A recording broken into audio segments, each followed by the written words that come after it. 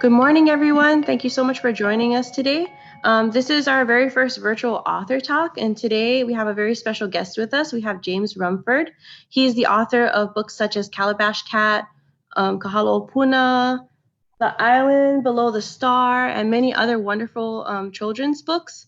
He's both the illustrator and the author of his books, which I think is so cool. You can find out more about his books and about him at his website at jamesrumford.com. And also, many of his books are available via our HSPLS website that you can request and pick up curbside currently at our libraries in the nearest library to you.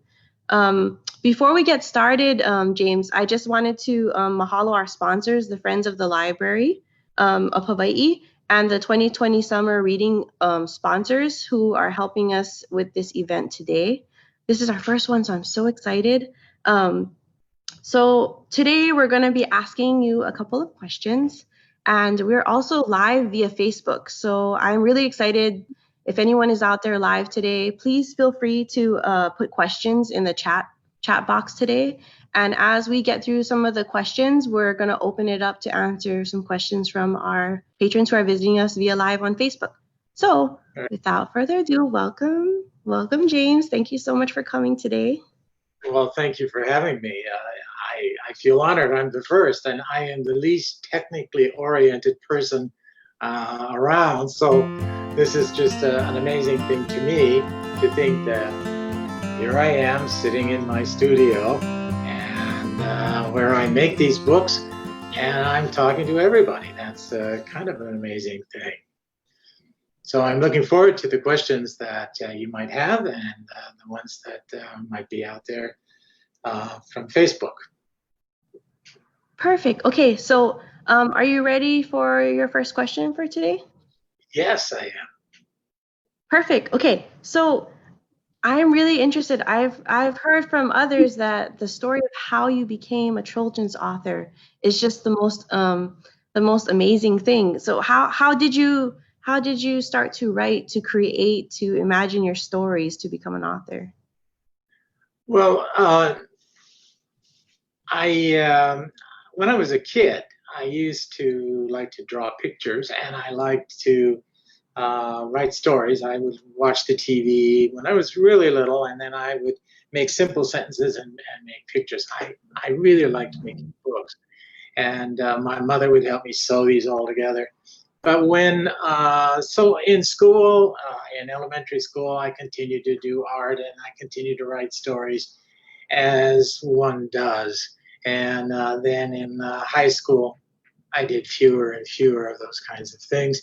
And in college, even fewer still, until I didn't do it at all. And so many years passed, and I happened to be working down at the Mission Houses Museum.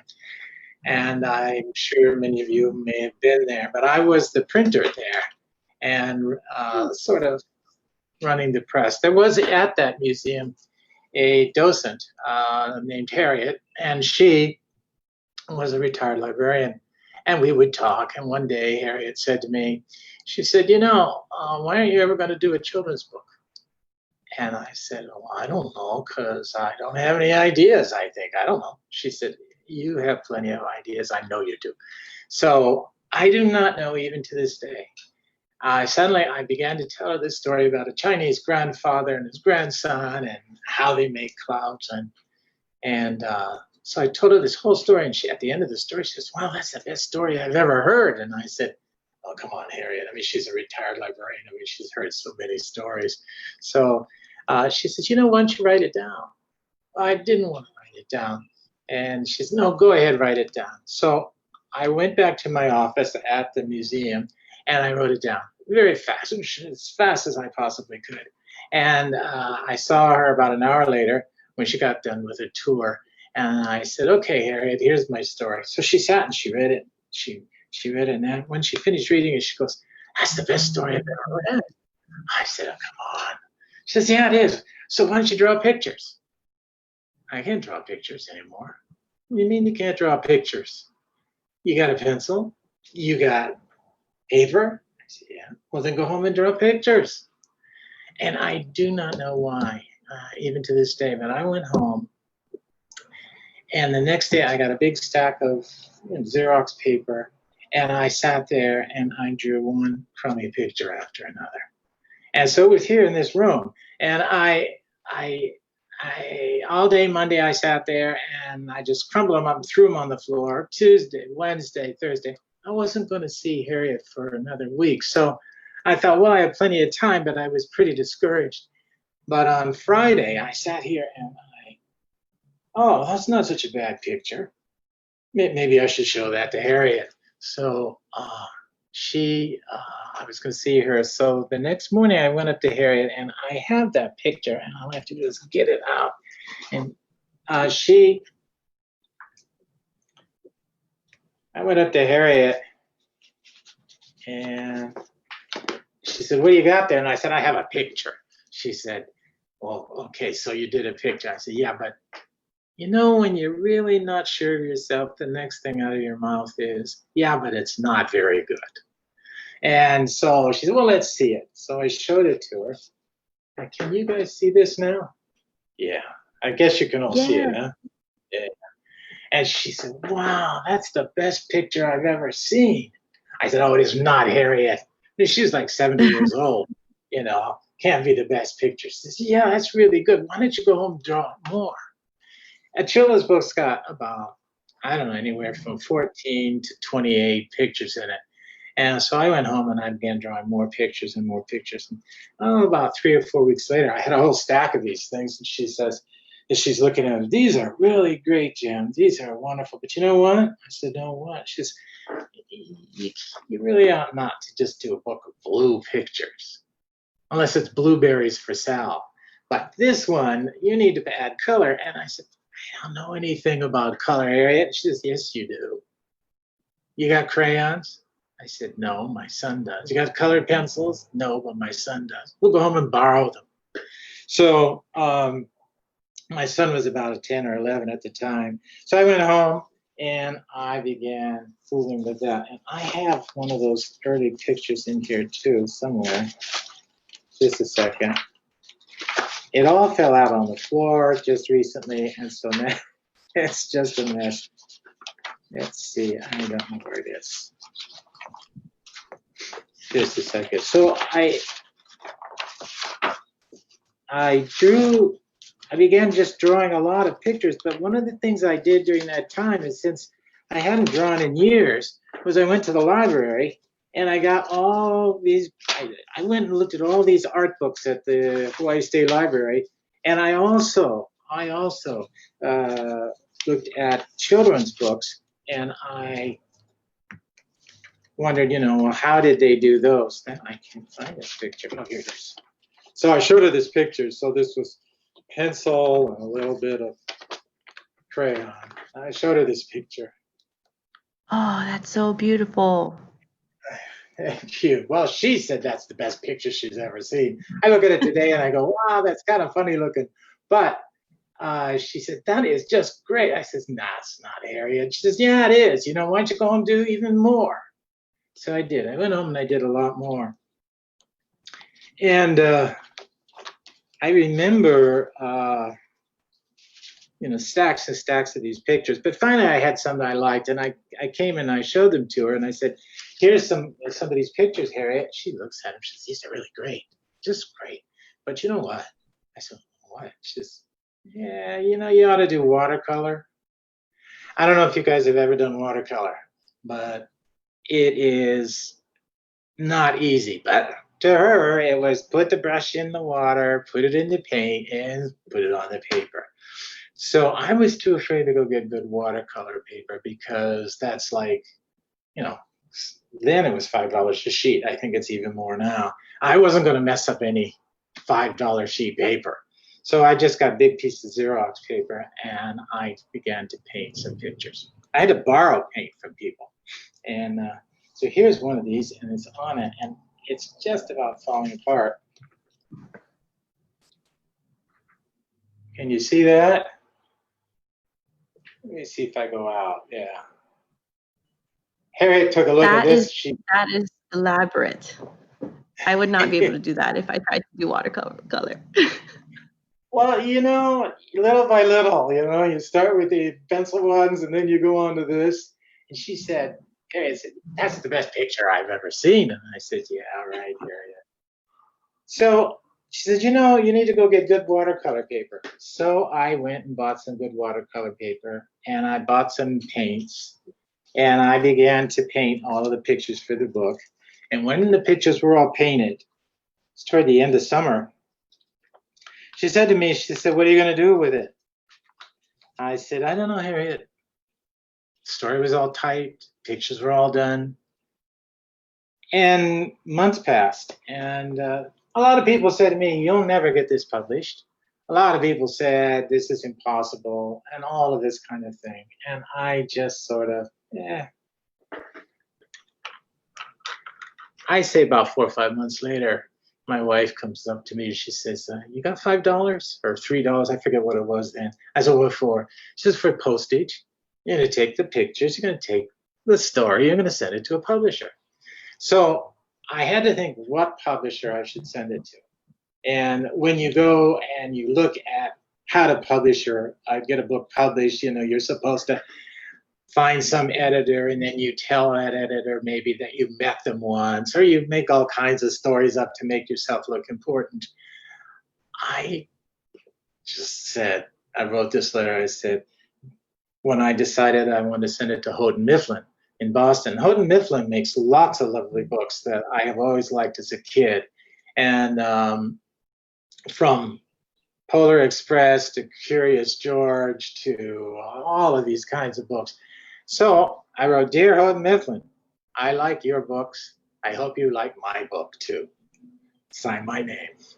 And I sent it off. And 2 months later, I got this package in the mail. And it was a bunch of books from Houghton Mifflin.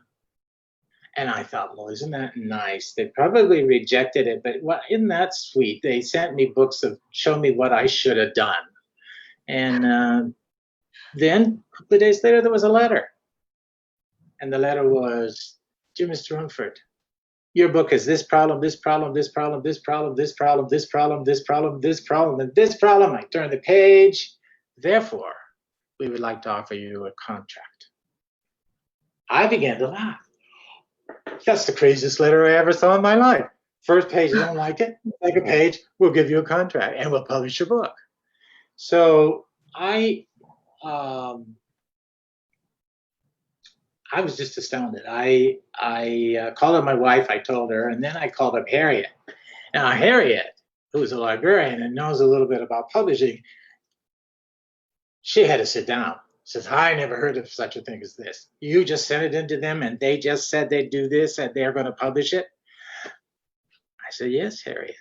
So that's how my first book got published. And I think I have a copy of it here. Oh, yeah, this is sort of a beat up copy. But here you can see that first picture of the grandfather called The Cloudmakers, the grandfather sitting on the cliff with his grandson.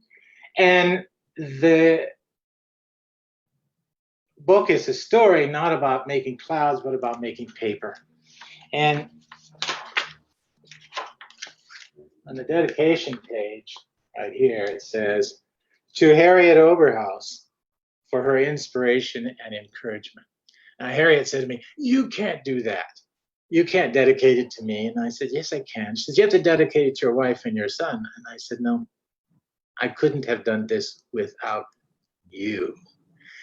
And she was great. Harriet has since passed away, but all the time that she and I had together, she would read my manuscripts and she would always say, "That's the best story I've ever seen." And I would always say to her, "Well, how come you keep saying that, Harriet?" She said, "Well, they just keep getting better." But toward the end, I remember a couple of times where she began to criticize some aspects of it. And that kind of criticism was really powerful in a good way because I knew she was on my side and that she wasn't criticizing me because of one thing or another. And So she's the one that got me started doing this. As I said, she was a retired librarian. She had been a librarian in Arizona and a storyteller on TV there. And she was a fabulous person. And I still miss her. And as her daughter said, well, you can still talk to her and show her your manuscripts and kind of thing like that. So, Mm-hmm. in a sense, I guess I do. After I finished that book, I wanted to write more, and uh, it's not as easy as you think. Because the first time I just came up with the story and then I began drawing the pictures.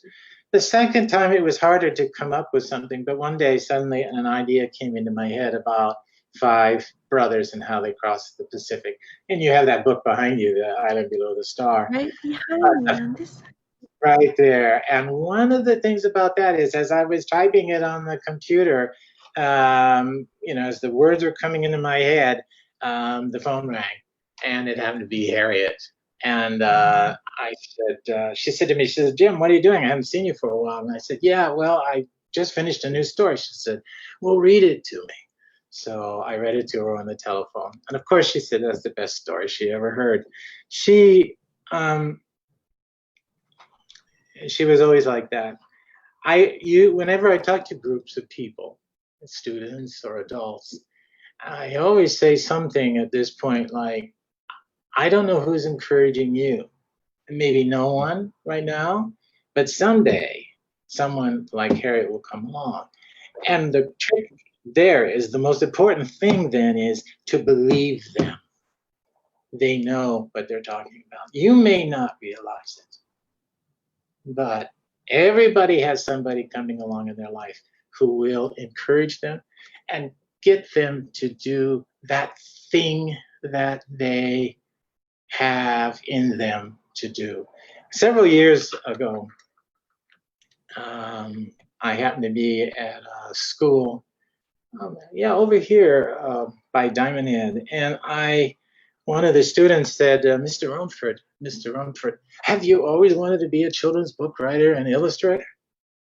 And I remember I couldn't answer him right away because I had never told people that's what I'd always wanted to do. And I guess it's because I was afraid maybe to fail. I have no idea.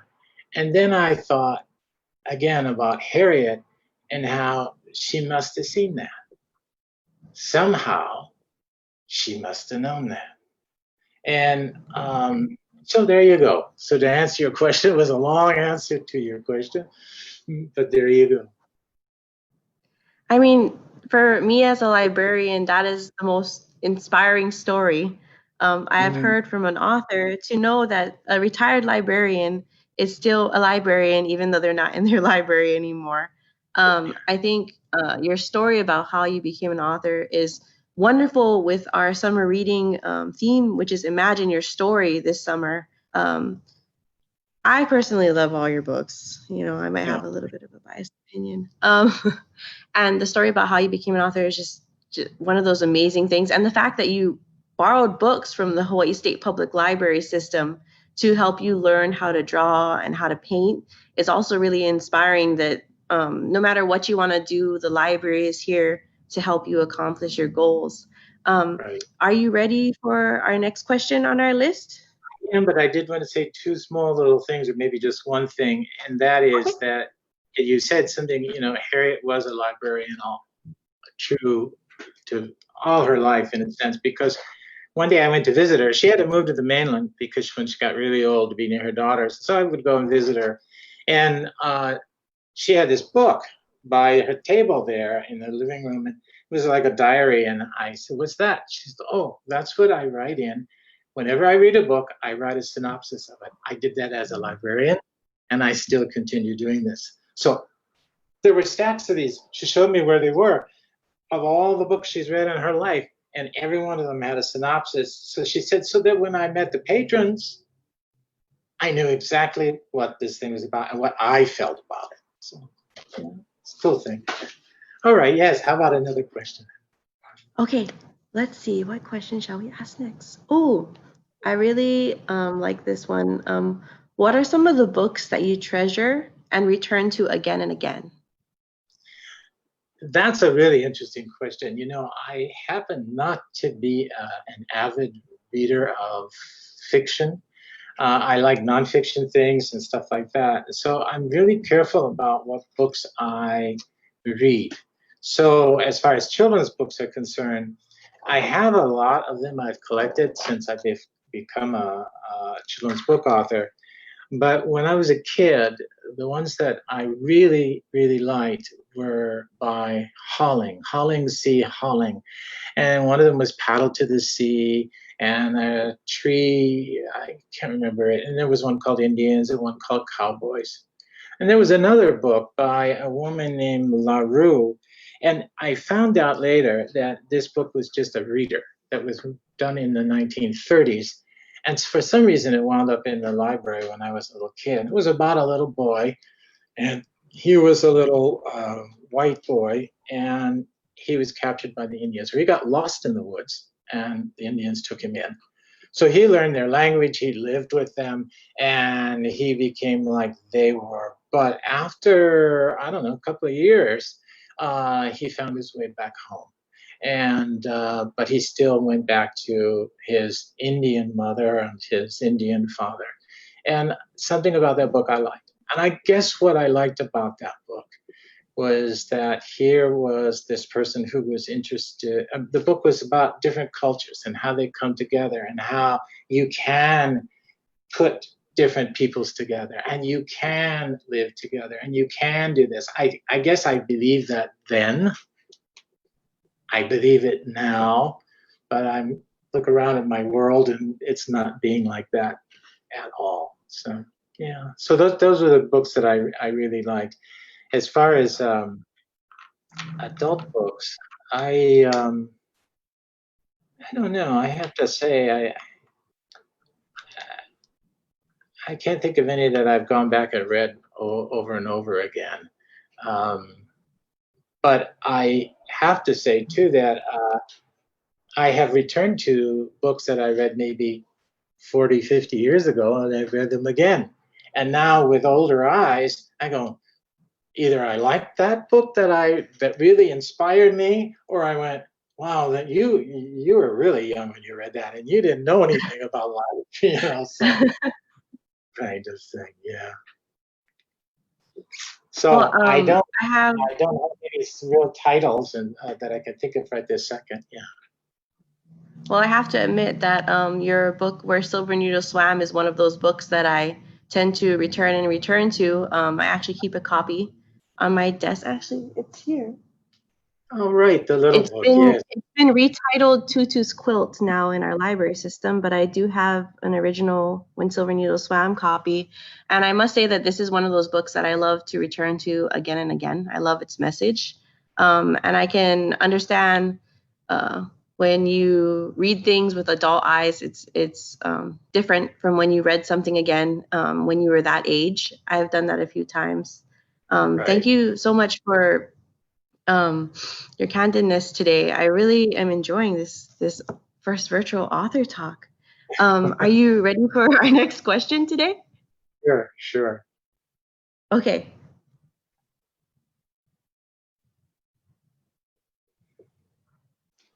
Okay.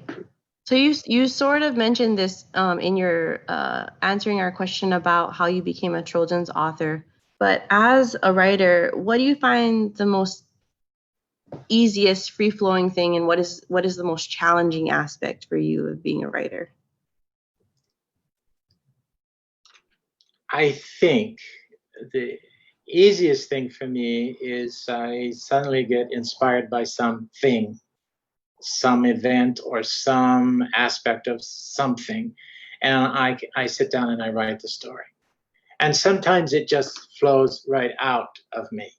And like The Island Below the Star, or some of these others like Calabash Cat, but others, and I find this the hard thing, is then having to go back over it and make it better and make it better and make it better and make it better. And sometimes I find that the story starts to fall apart. I think anybody who's a writer, anybody who has attempted to write anything realizes that in revising something, suddenly nothing makes sense anymore. And I find that very, very difficult. I also find that it is, I don't know, I enjoy putting the words together in a special way and using these words in a fun way. Sometimes my editors don't necessarily like that, and so they'll try and change things. I had some interesting expressions in that first book, Cloudmakers, but my editor, she rewrote the whole story for me at the beginning. And I went to Harriet, and I didn't like that because I was really partial to my words, as all editors are, all authors are. And I said, Harriet, what are we going to do about that? And she said, I don't know. And I said, you know what? We're going to make 2 changes, and then we're going to send it back. So we did. My editor wrote back, and she said, thank you for sending back the manuscript. I am so glad to hear that you stand by your words. I did not know it was a test, but it sounded like a test afterwards. Are you strong enough to stand up for what you said and how you wrote it? Of course, I'm open to mistakes, like that's not right, or that's the wrong use of the word there. But as far as my way of looking at it, and that's the mark, I think, of a good editor. They're hard to find. Some editors want to be authors. And so they dabble and tinker and toy with your words too much, and others are free to let you go. I think it's the same thing with painting or drawing pictures. I will sometimes get an idea, and then as I work on it more and more and more, it starts to fall apart. And that's even worse because with a picture, you have to start all over again. With words, sometimes, especially with a computer, you just insert the word and redo it, and the sentence looks beautiful afterwards. It isn't like typing used to be in the old days, or scratching out words and stuff. Now, of course, in pictures, a lot of pictures I have done recently, I do on the computer. So that makes it easier because I can erase things. And those first pictures that I did for the first several books, whenever I made a mistake, I would have to start all over again. And a funny but awful thing, but turned out okay thing happened with that Island Below the Star book. In those days, you didn't send a digital disc of your pictures. Now that's what you do. In those days, you sent the pictures, the real pictures. And so my art director said, all right, I'm ready to get those pictures. I said, yes, and I'm ready to send them, and then they'll be there in a couple of days through FedEx. So I sent them through FedEx. Then I get a telephone call, or my wife does. She gets this call. It's from the art director. We are very sorry to tell you that all your pictures were left out in the rain. The FedEx person left them. Yes, they were all in the rain. My wife was like beside herself. I said, "Oh my God, I don't know," because I figured because they were watercolor, that would be ruined. And the art director said, "Well, we put them all out on tables, and we're trying to make the best of it. We'll send them back to you." So once they were dry, he sent them back to me, and then FedEx lost them. And I was pretty friendly with the FedEx guy by now, and he came and knocked. We didn't find him today. We didn't find him. Then he came to the door one day, and he goes, "They're lost forever." And I went, "Oh well." And he goes, "Just kidding. Here they are." And I was just about to kill him. Going out of the bushes. He put them in the bushes by the front door, and so they weren't as bad as they were, but all of the guys lost their hair. So they were all bald in it. And if you look at the pictures, you'll see some things that are not clear anymore. And so all I do is paint it back. But as far as pictures are concerned, I find that those are very difficult to manipulate and do exactly what I want. Words, not so much. Words, not so much. James, I remember also too, I believe you talked to a Read to Me International group once that I was invited to, and you mentioned the challenges with drawing small children. Do you Yes, remember that? yes, Do you yes, wanna yeah. share with everyone? I thought it was the funniest thing. Something that I never would think is a challenge for an artist, but you talked about it that one time. Well, you know, children, as I usually say, and I usually use it in conjunction with this notebook, and I usually tell kids, you know, get yourself a notebook, and I said, I made this notebook, you can make it too. You can go online and learn how to sew pages together. And as I'm going through this, I'm showing them, this is a notebook with a lot of pictures from when Silver Needle swam. And so let me take and get rid of this. So you can see there's the grandmother, and now here are some of the kids. And the kids are so hard to do for me because they look like little monkeys. They just don't, they're very hard. And one of the things is you make too many lines on a kid. They get to be older and older and older. So the best authors, illustrators, that, you know, children's book illustrators, they can make a child in just a few lines. You look at a really good book and you'll see that. And I was trying to learn how to do that, but I had no idea. So the pictures are getting worse and worse and worse, as you can see here. Some of these pictures really look awful. But I put that over there. But let's see where it is. But one day in the mail came an advertisement from Penny's, when we used to have Penny's here, and had little girls' clothes. So I drew all the little girls in there so that I could learn how to draw those girls too. And I still find children hard. Faces are hard. I think one of the trickiest things about being an illustrator for a book, and I knew this when I set out to do this, and I didn't know I would be capable of doing it. It is difficult, is keeping the person looking the same throughout the book. You may draw a really great kid on page 1, but by page 28, it doesn't look like the same kid for some reason. You added too many lines, you made the nose too long, you made the ears too short, you did something. And I find that is really a difficult thing to do. So in this notebook, I, just put sketches down until I get ideas here, ideas there. I think one picture in here, I was eating at the Burger King somewhere on King Street. And they had this great picture. Let's see if I can find it. They had a picture of quilts hanging on the line. Hawaiian quilts hanging on the line. And so I came home to do my own. And that's in the book. So that's in the book.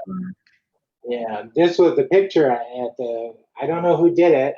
My mahalo and gratitude to that person, whoever did that picture at the Burger King.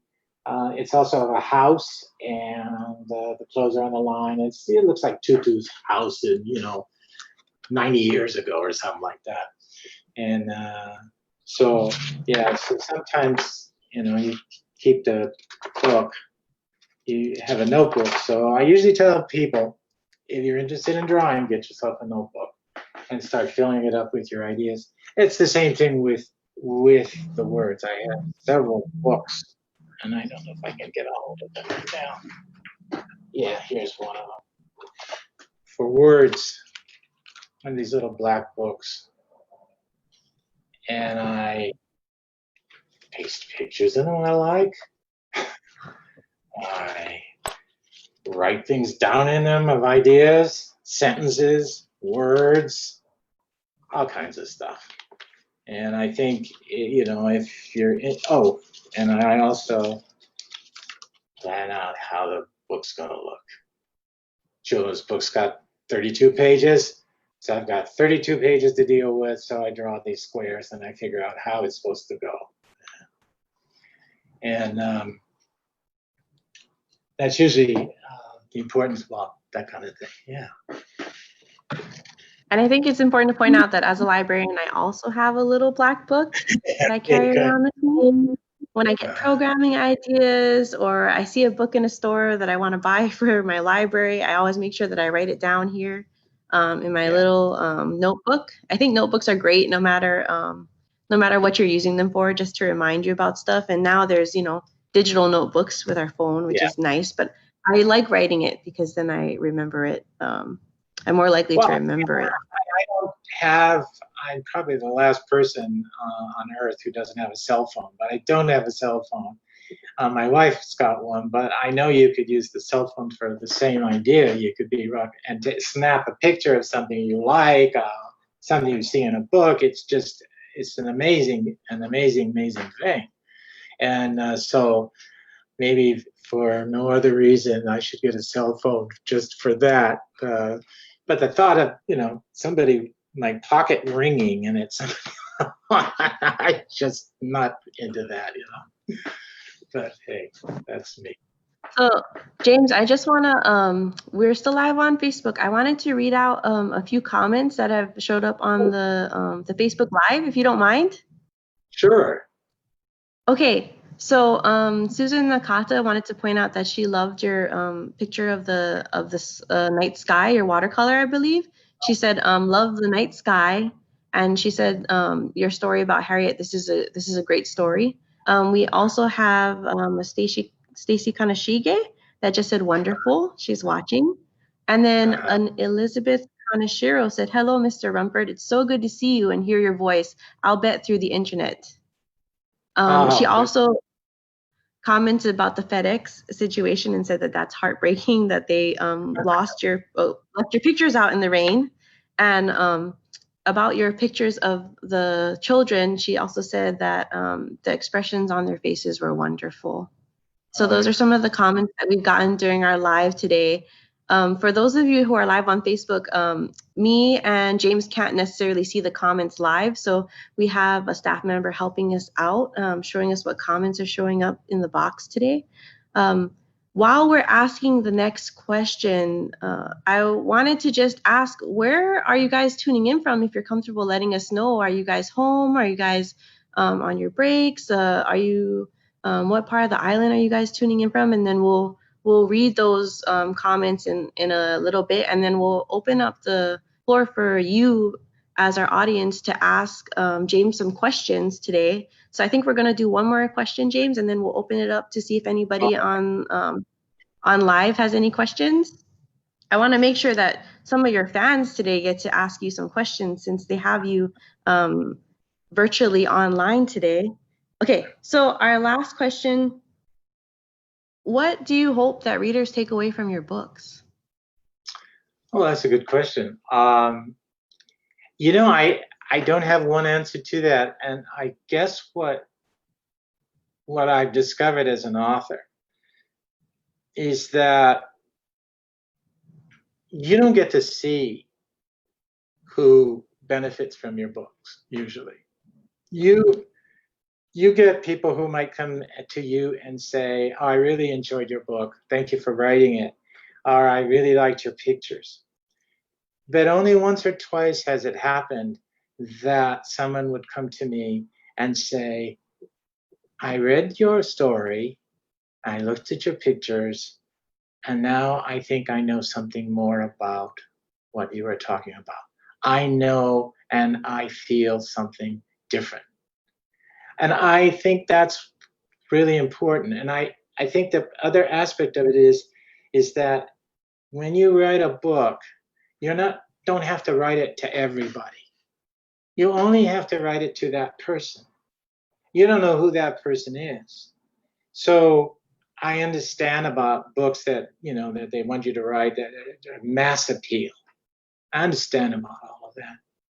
But if you are thinking about just the story you have in your mind, the pictures you see in your head, and you are just trying to be as truthful to that as you possibly can, then the only thing you can say is, I hope there's someone out there who will relate to that.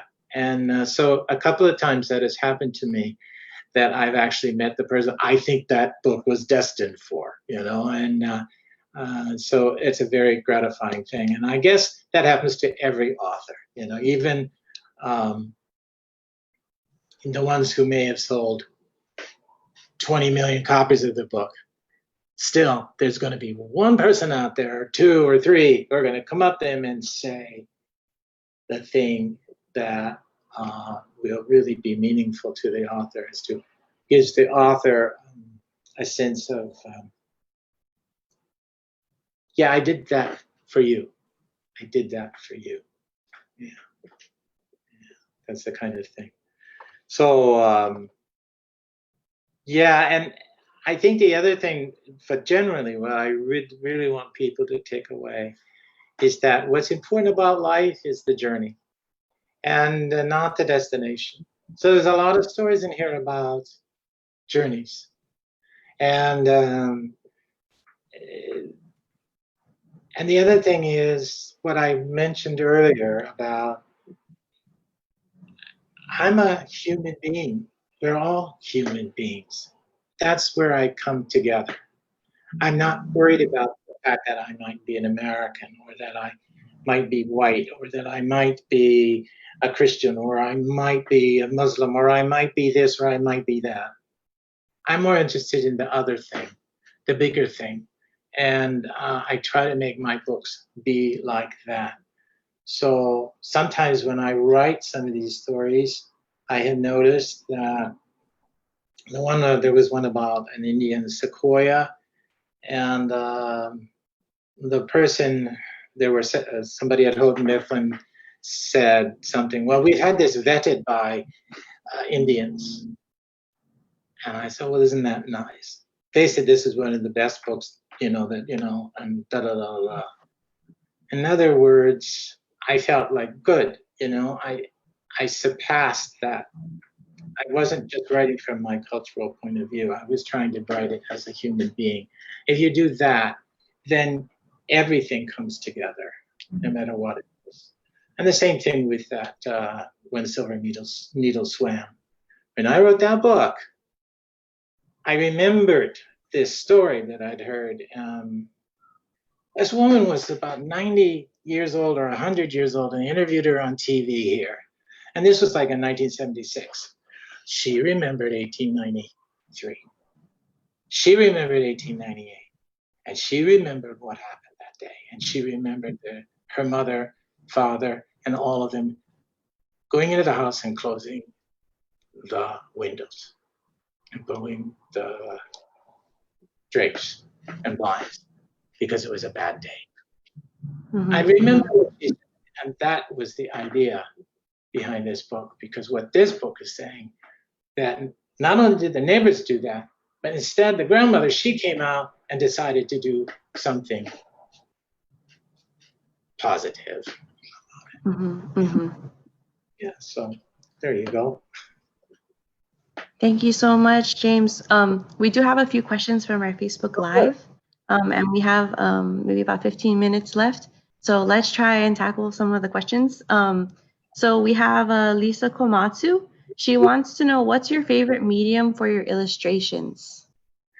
Good question. In the beginning, I only knew how to do watercolor, even though I had thought about other things. And so it took me maybe fifth or sixth book, and I decided, like this calabash cat that's behind you, I just used marking pen. And I thought, that was fun. That was easy. And then this Qilin, I used something called, it's the milk thing. I can't remember, casein. And I used that. Now, whatever. I'm thinking, I have some ideas for some stories, and I'm just thinking of maybe using Photoshop and the different tools and things you've got on Photoshop. So,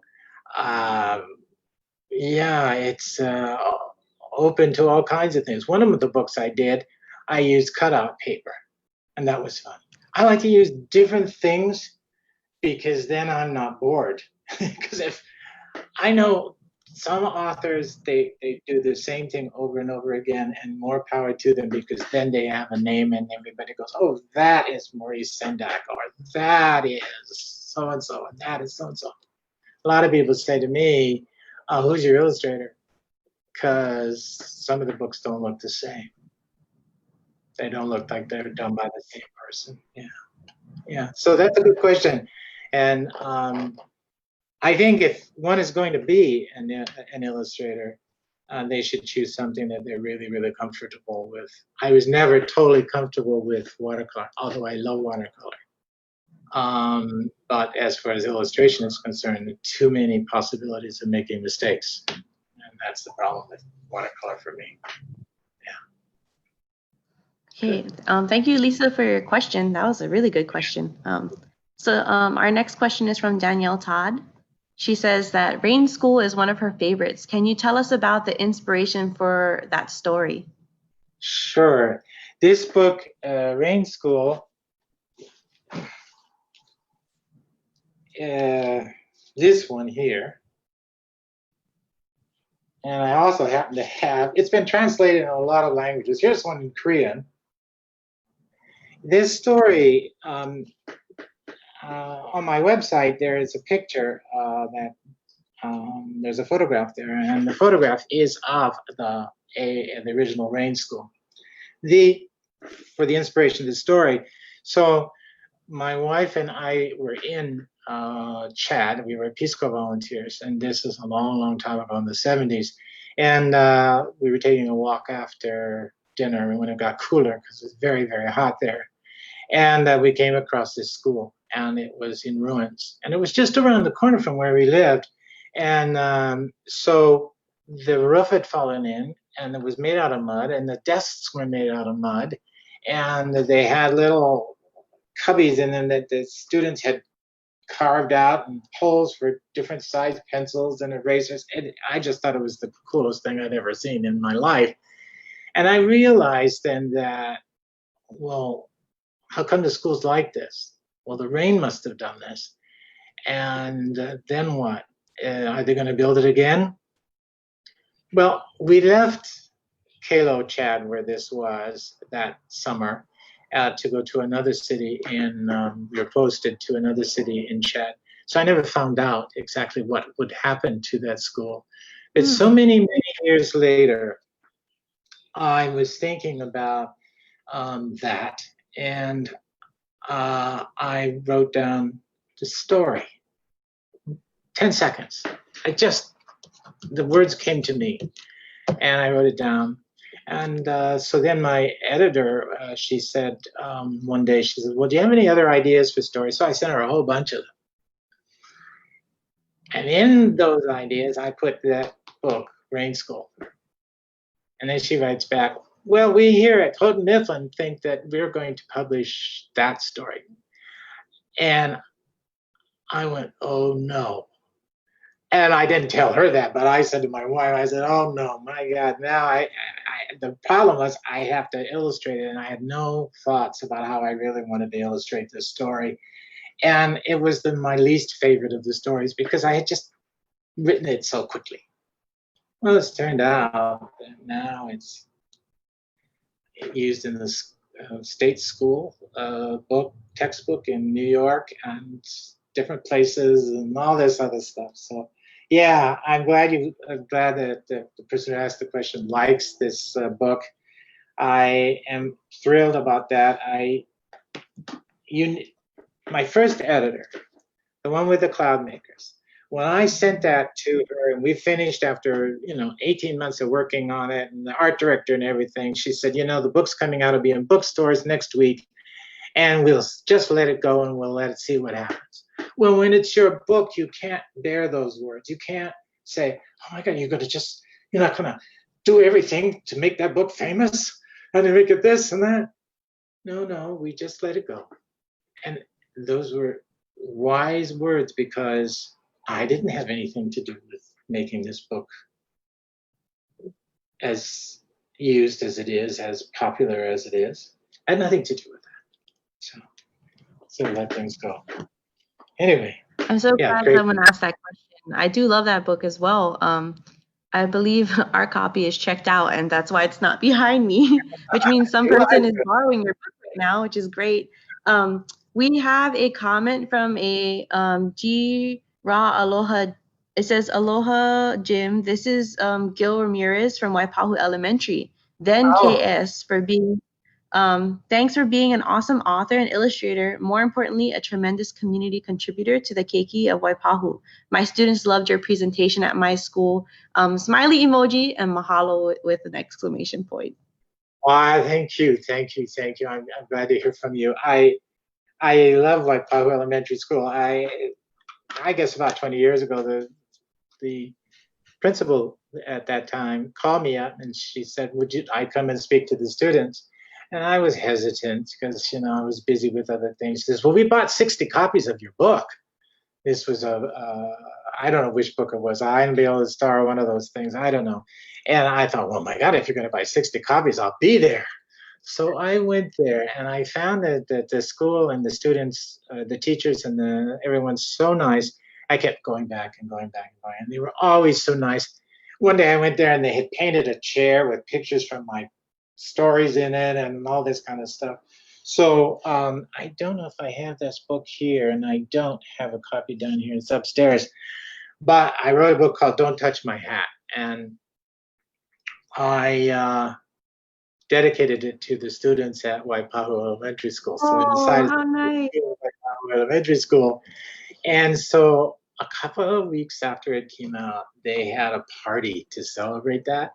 And all the students made paper cowboy hats because it's about cowboy hats. And it was really cute. And they were wonderful. So I liked it too because I'm hoping that whoever reads or picks up that book, I'm going to wonder, where is Waipahu Elementary School, right? True, very true.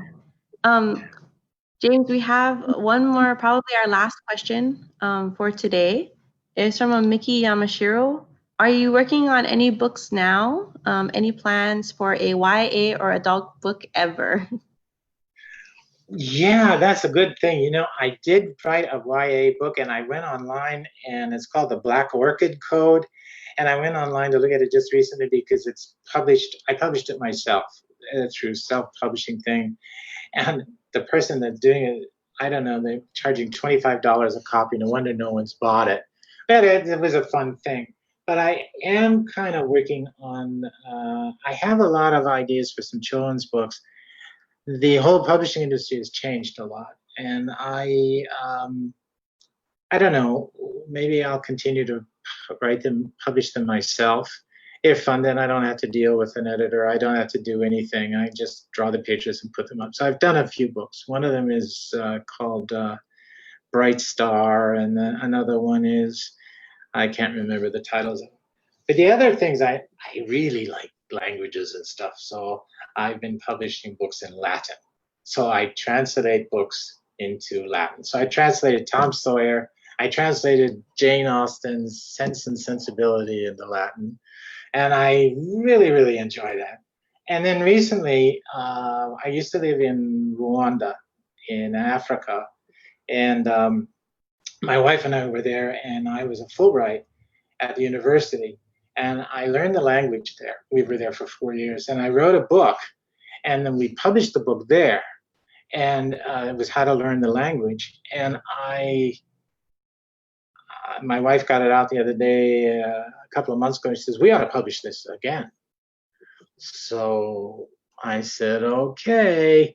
So we have done that, and we are in the midst of it. And so that's what's consuming all my time, because she typed it all back up, put it back into the computer. The pictures all had to be redrawn. And we just got the copy about 3 weeks ago. We got the proof back. And as you can see, it's got all these errors in it that we have to fix, and they're taking hours to fix.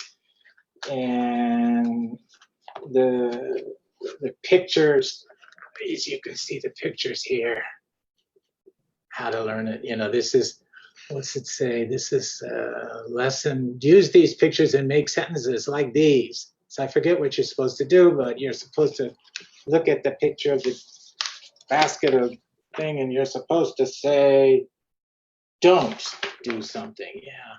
Don't take the basket out or something like that. So it's this is going to come out in a couple of months. Who's going to buy it? I have no idea, and I don't care. And it's just fun to do. We also lived in Chad, as I said, and we wrote a book there, Chadian Arabic, and it's a simpler book, and I put it up online recently, and I sold 5 copies. Who's bought them? I have no idea. But that's the fun about living in the 21st century, isn't it? And I think that's the fun about today, because I have no idea who's out there. I can't see them.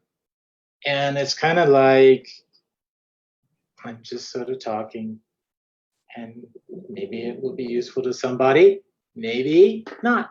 It's okay. I've enjoyed myself. Yeah. I've also really enjoyed our author talk today. We're right about at the end of our time for our virtual author talk today. So before we say goodbye to all of our people on Facebook Live, I just wanted to make sure that I really mahalo you again, James, for taking time out of your busy schedule to be here with us digitally to explore this new digital programming world with me today. This is also my first virtual author talk, not just yours. And it has been a learning experience. For those on Facebook Live, we actually had a test a few weeks ago, and it took us about 30 minutes to get our audio and video all working and functioning properly. So I really have to mahalo James for being so patient and trying to figure out all these new virtual world tools that we're exploring. I just wanted to. Oh, go ahead. Go ahead. Just say thank you too for having me and letting me be the first one and the guinea pig, I guess. And I have enjoyed it. Thank you for putting this together. Yes. And I just want to let everyone out there know that this is our first virtual author talk, but it's not our last one. We have a few more scheduled.